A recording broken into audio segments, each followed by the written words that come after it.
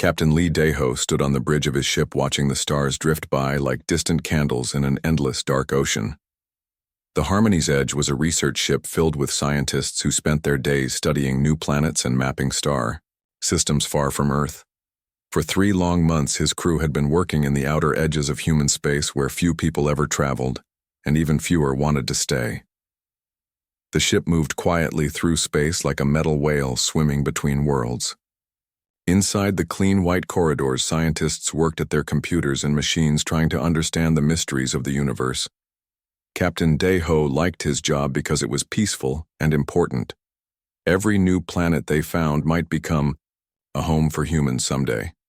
Every star they mapped made space travel safer for future explorers. Park So-jin was the ship's communications officer, and she spent her days listening to radio signals from space. Most of the time she heard nothing but the natural sounds of stars and planets. Sometimes she picked up messages from human colonies or Earth, but today was different. Today she heard something that made her hands shake as she worked at her control panel. Strange signals were coming from deep space far beyond any human settlements. The signals bounced between star clusters like invisible balls being thrown back and forth by unseen hands. At first, Park So-jin thought they might be natural phenomena like radiation from dying stars or magnetic fields from gas giants. But as she listened longer, she realized these signals had patterns that seemed too organized to be random. She called Captain Daho to her station and played the recordings for him. The signals repeated the same mathematical sequences over and over. Again, like someone desperately trying to solve an equation. The captain listened carefully with his arms crossed and his face showing deep concern. These signals were not coming from any human colonies they knew about, and they were not natural space phenomena. Dr. Kim Hai-won was the ship's expert on alien life forms, and she had studied every known species that humans had ever contacted. When Captain Daho brought her the strange recordings, she became very excited because this might be first contact with a completely new alien civilization. She locked herself in her laboratory and worked for days trying to decode the mathematical patterns hidden in the signals. What Dr. Kim Hee-won discovered made everyone on the ship feel cold fear creeping up their spines like ice water. The signals were not peaceful greetings from friendly aliens. They were desperate cries for help from multiple worlds scattered across the galaxy. Each signal told the same terrible story of an ancient enemy that was destroying entire civilizations and leaving nothing behind but empty dead planets. The aliens called their enemy the Devourers, and they described them as an unstoppable force that swept through star systems, consuming everything in their path. World after world had fallen to these mysterious destroyers. Billions of beings had died, and entire species had been wiped from existence. The few survivors who escaped were sending these signals, hoping that someone somewhere in the galaxy might be strong enough to help them fight back. But the most terrifying part of the decoded messages was what they revealed about the Devourer's next target. These ancient destroyers were not moving randomly through space. They had detected the radio signals that Earth had been broadcasting for decades, and they were heading directly toward human space. Every human colony and Earth itself lay directly in their path like sitting ducks waiting for a hunter. Captain Daho called his senior officers to an emergency meeting in the ship's conference room. The room was small and plain, with a metal table surrounded by chairs and a large view screen on one wall. As he explained what Dr. Kim Hai-won had discovered, the faces of his crew members grew pale with worry and fear. They were explorers and scientists, not soldiers, but they might be humanity's first and last warning about this approaching threat. The crew faced an impossible choice that would determine the fate of their entire species. They could return to Earth immediately and warn the government about the approaching danger.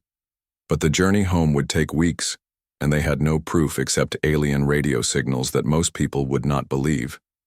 Or they could investigate the source of these distress calls and try to learn more about the Devourers before warning Earth. After long discussions, Captain Daho made his decision. The Harmony's Edge would travel to the nearest source of the distress signals and try to find survivors who could tell them more about this ancient enemy. It was dangerous, and they might be flying directly toward their own deaths, but humanity needed to know what they were facing. The universe had suddenly become a much more dangerous place, and Captain Daho and his crew might be the only people who could prepare their species for the coming storm.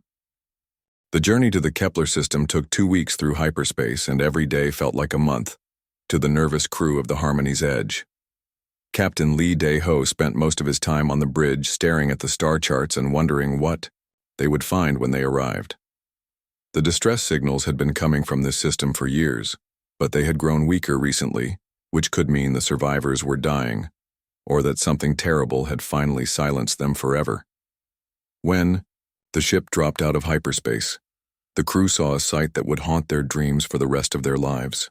The Kepler system had once been home to a great civilization that built cities on 7 different planets and massive space stations that orbited their sun like metal moons.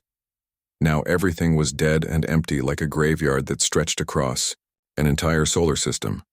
Chief Engineer Choi Min-ho led teams of specialists who used scanning equipment to study the dead planets from orbit. What they found was worse than anyone had imagined. The planets had been stripped of everything valuable, like fruit picked clean from a tree. Cities had been torn apart and their materials taken away. Oceans had been drained dry. Even the atmosphere had been harvested, leaving behind nothing but bare rock floating in space. Navigator Yoon Yoon-ji was studying the asteroid belt between the dead planets when her sensors detected something unexpected. Hidden among the rocks were massive ships that were still alive and sending out weak signals. These were not the sleek vessels of an advanced civilization, but crude refugee ships built from whatever materials the survivors could find. They looked like floating junkyards held together by desperation and hope. The refugee ships were filled with beings from dozens of different species who had been running from the Devourers for generations. Some looked like giant insects with crystal wings and multiple eyes. Others resembled walking trees with bark-like skin and voices that sounded like wind through leaves. There were creatures made of living metal and beings of pure energy that communicated through colored lights and mathematical patterns. Linguist Bai Sung-min worked day and night to establish communication with the various alien species. It was like trying to solve 1,000 different puzzles at the same time, because each species had their own language and way of thinking. Some communicated through sounds while others used colors or chemical signals. But slowly and carefully, he began to build bridges of understanding between the humans and their new alien allies. The story the aliens told was more terrifying than any nightmare. The Devourers were not just another species trying to expand their territory. They were an ancient force that had been sweeping through the galaxy for millions of years, like a plague that consumed entire civilizations. Every few thousand years, they would wake from hibernation and begin their harvest, moving from system to system until they had consumed everything worth taking. The aliens explained that the Devourers were not evil in the way humans understood evil. They were more like a force of nature, similar to a hurricane or earthquake. They simply took whatever they needed to survive and grow without caring about the civilizations they destroyed. To them, other species were nothing more than resources, to be harvested like crops in a field. What made the Devourers so dangerous was their technology, which was far beyond anything the galaxy had ever seen. Their ships were part machine and part living creature, able to repair themselves and adapt to new threats. Their weapons could destroy entire fleets with single shots, and their defenses could absorb the most powerful attacks without taking damage. They had conquered thousands of worlds and destroyed hundreds of species without ever suffering a significant defeat. The alien refugees had given up all hope of fighting back years ago. They had seen their greatest warriors defeated and their most advanced weapons prove useless against the Devourers. Now they simply ran from system to system, trying to stay ahead of the approaching swarm and hoping to find someplace safe to hide until the harvest was over. They had become a people without homes, wandering through space like ghosts haunting the ruins of their former glory. But the refugees had important information that made Captain Dae-ho and his crew feel sick with worry. The Devourers had already detected Earth's radio signals and were heading toward human space. Their massive fleet was moving slowly but steadily and would arrive in less than 2 years. When they came, they would strip Earth bare and harvest every human colony in the galaxy, just like they had done to countless other civilizations. The refugees looked at the humans with a mixture of pity and sadness. They had seen this story play out many times before, when young species discovered the truth about the Devourers. First came denial, then desperate preparation, then heroic resistance, and finally, inevitable defeat. The humans seemed brave and determined. But so had many other species before they were consumed by the ancient enemy that swept across the stars like death itself.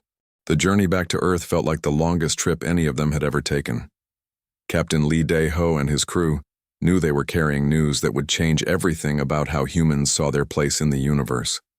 For their entire history, humans had wondered if they were alone among the stars. Now they knew they were not alone, but they also knew they might not survive long enough for it to matter. When the Harmony's Edge arrived at Earth, the crew was rushed immediately to emergency meetings with the most powerful people on the planet. President Han Ji-woo called together leaders from every major country, while Admiral Song Tai-jin began mobilizing all of humanity's military forces. The alien refugees were brought to Luna Base, where they could be studied and questioned by teams of scientists and military experts who worked around the clock. Dr. Kim Hee-won found herself at the center of the most important scientific project in human history. She worked with alien scientists to understand how devourer technology functioned and what weaknesses it might have. The crystalline beings shared mathematical formulas that hurt human brains to think about. The tree-like creatures provided biological data about the devourer's living ships. Every piece of information was precious because it might be the key to humanity's survival. What the alien refugees discovered about humanity surprised them completely. While they had spent centuries running and hiding, humans had been preparing for war against their own species. Nuclear weapons filled underground silos on every continent. Antimatter research had produced bombs that could destroy entire cities with single explosions.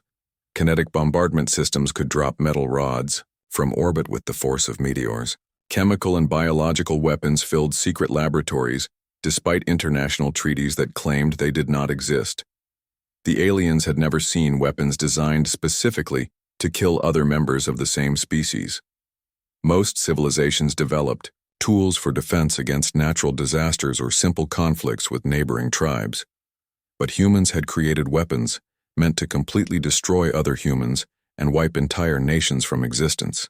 To beings who had lived in peace for thousands of years, the human military arsenals seemed both terrifying and strangely hopeful.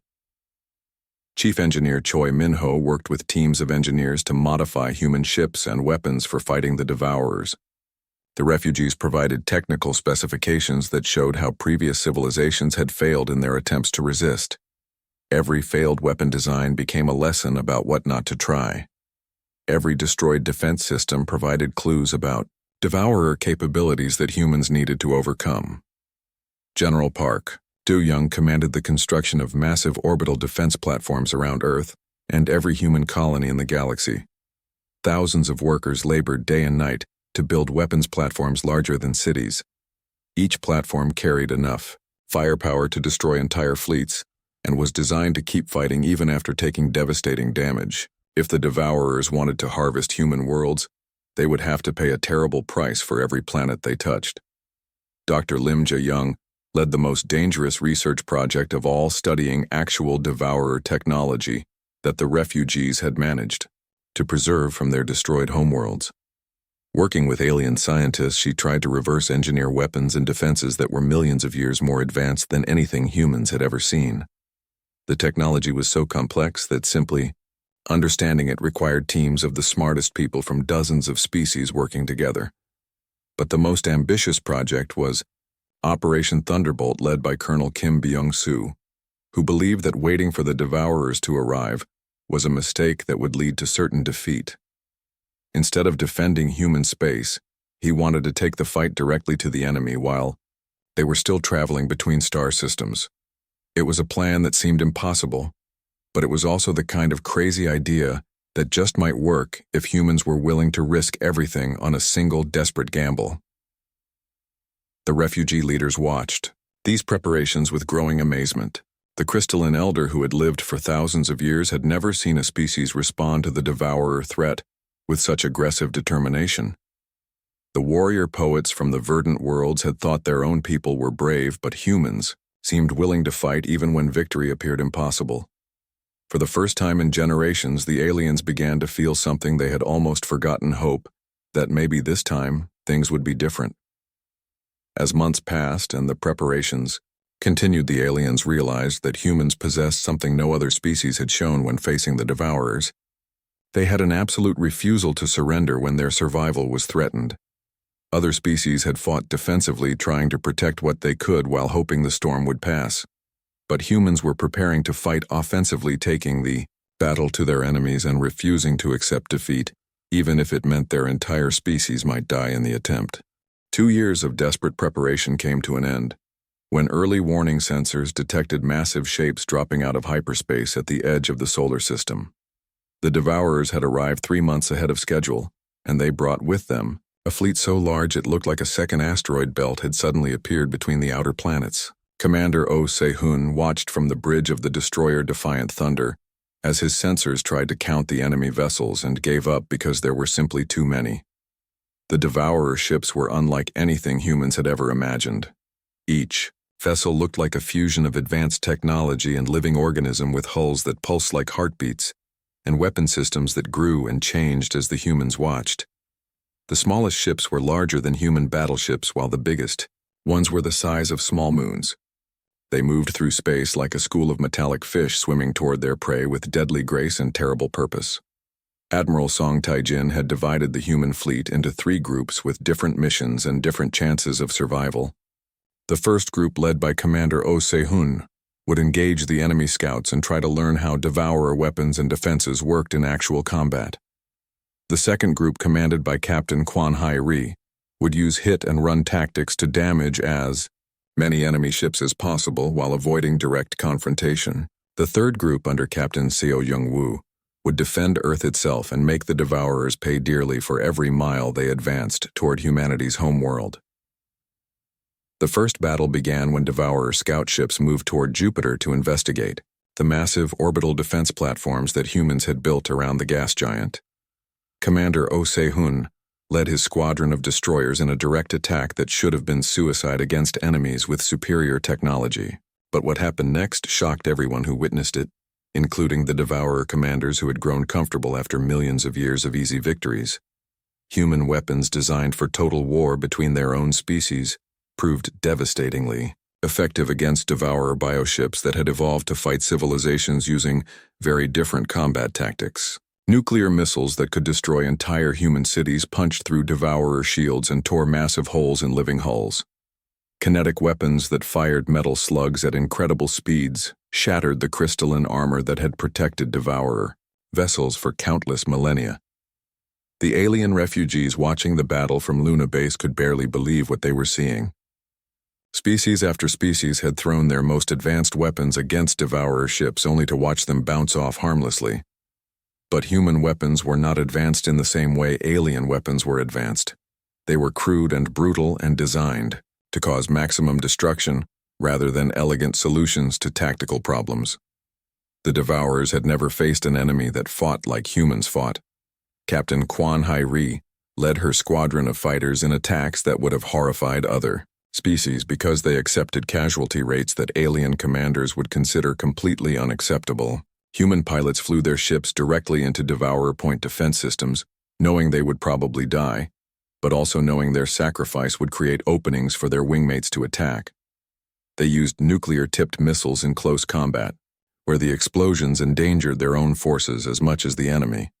The Devourers began to realize they were facing something completely new in their millions of years of conquest. Other civilizations had fought them defensively, trying to protect their worlds and people while minimizing their losses. But humans seemed to consider their own lives as just another weapon to be used against the enemy. They attacked with tactics that prioritized victory over survival and accepted losses that would have broken the morale of other species. But the early human victories came at a terrible cost that showed how dangerous the Devourers really were when they stopped underestimating their opponents. Captain Seo Jung-woo and the crew of the battleship Iron Resolve died fighting a Devourer command ship near Mars. They held their position for 6 hours against impossible odds, allowing evacuation ships to escape from the Martian colonies. When their ship finally exploded, it took 3 enemy vessels with it in a blast that could be seen from Earth. As news of the early battles spread throughout human space, the response was exactly what the alien refugees had expected, but still found amazing. Instead of being discouraged by the heavy losses, humans became more determined to fight harder. Instead of looking for ways to negotiate or surrender, They began developing even more destructive weapons. The Devourers had awakened something in humanity that they had never encountered before, a species that became more dangerous as the situation became more desperate. The real war was just beginning, and both sides now understood they faced an enemy, unlike anything they had encountered before. The Devourers had never fought a species that used such brutal and direct tactics, while humans had never faced technology that was millions of years more advanced than their own. The galaxy held its breath as two forces completely committed to total victory, prepared for battles that would determine the fate of every living thing among the stars. The war had been raging for 8 months, and the cost in human lives was beyond anything their species had ever experienced. Entire colonies had been evacuated or destroyed.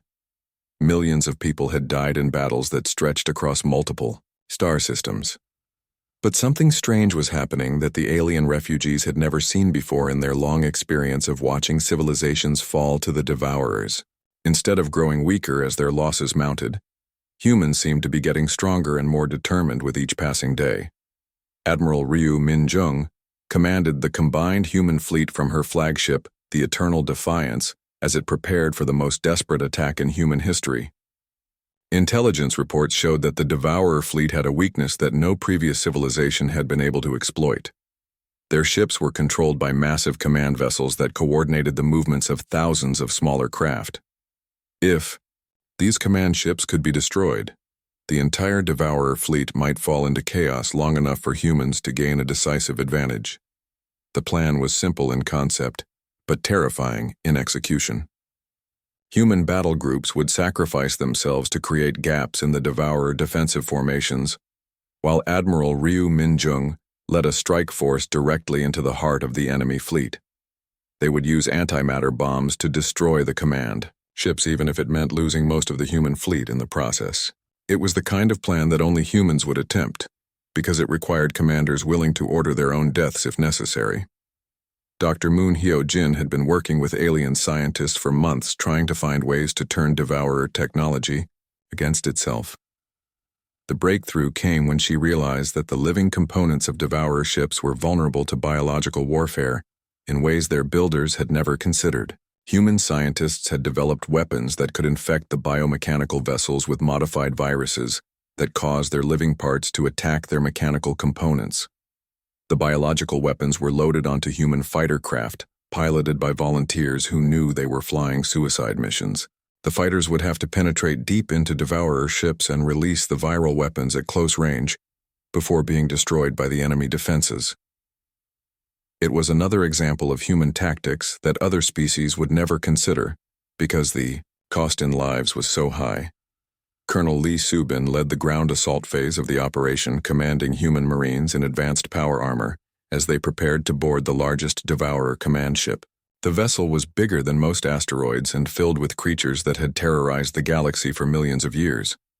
But the human Marines were equipped with weapons designed to fight in the close-quarters combat that humans excelled at, while their enemies preferred to fight at long range using advanced technology.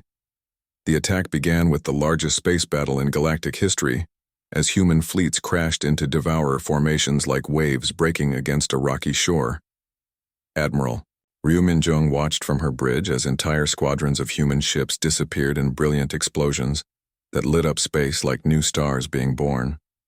But each sacrifice created the openings that her strike force needed to penetrate deeper into the enemy fleet formation. Captain Kim Byung-soo commanded the escort fighters protecting Admiral Ryu Min-jung as her strike force fought its way toward the Devourer command ships. The space around them filled with weapons fire that could have sterilized planets, while massive explosions turned spacecraft into clouds of glowing debris. Human pilots flew their ships through fields of destruction that would have been impossible for any other species to navigate, because they had trained for exactly this kind of desperate battle. The viral weapons proved more effective than anyone had dared to hope as they spread through the Devourer fleet, like a plague designed specifically to destroy their biomechanical technology. Ships that had seemed invincible began tearing themselves apart as their living components turned against their mechanical systems. For the first time in their ancient existence, the Devourers were experiencing what it felt like to be helpless against a weapon they could not understand or counter. Colonel Lee Subin and her Marines fought their way through the twisted corridors of the Devourer mothership using flamethrowers and explosive charges to clear out creatures that had evolved to be perfect predators. The fighting was brutal and personal in a way that space combat could never be. Humans and Devourers faced each other with primitive weapons in close combat that decided the fate of entire civilizations through individual acts of courage and determination. When the human Marines finally reached the central consciousness that controlled the entire Devourer fleet, they did not try to communicate or understand their ancient enemy. Dr. Moon Hyo-jin had provided them with a biological weapon specifically designed to destroy the hive mind that had coordinated millions of years of galactic conquest. They simply released the weapon and watched as thousands of years of accumulated knowledge and evil died in seconds. The destruction of the Devourer hive mind sent shockwaves through their entire fleet, as ships suddenly found themselves without coordination or purpose. The remaining vessels began attacking each other or simply drifting aimlessly through space as their crews tried to understand what had happened to their ancient leaders. In a single moment of victory, humans had accomplished what dozens of advanced civilizations had failed to achieve over millions of years. With the Devourer fleet destroyed and their ancient threat eliminated, the galaxy faced a new reality. Humanity had accomplished what dozens of advanced civilizations could not. They had fought back and won. The alien refugees, led by figures like the Crystalline Elder and representatives from the verdant worlds, approached Earth with a proposition that would reshape the galaxy forever. They wanted humanity to become the guardians of galactic civilization, the force that would stand against future threats. Captain Lee Dae-ho, now promoted to admiral, commanded the first joint fleet of human and alien vessels as they began patrolling the galaxy's outer rim. The Harmony's Edge had been rebuilt as a flagship, carrying crews from dozens of species united under human leadership. Dr. Kim Hee-won established the Galactic Defense Research Institute, combining human innovation with alien knowledge to prepare for whatever threats might emerge from the deep void between galaxies. But humanity's victory had taught the galaxy an important lesson. The universe was not a safe place where civilizations could grow peacefully without preparing to defend themselves. Under human guidance, the surviving alien species began rebuilding their militaries and developing new weapons, ready to fight alongside their human protectors. The cry for salvation that had echoed across the stars had been answered, not with mercy or negotiation, but with overwhelming force and an absolute refusal to surrender. Humanity had saved the galaxy by being exactly what they had always been: warriors who fought without mercy when their survival was threatened.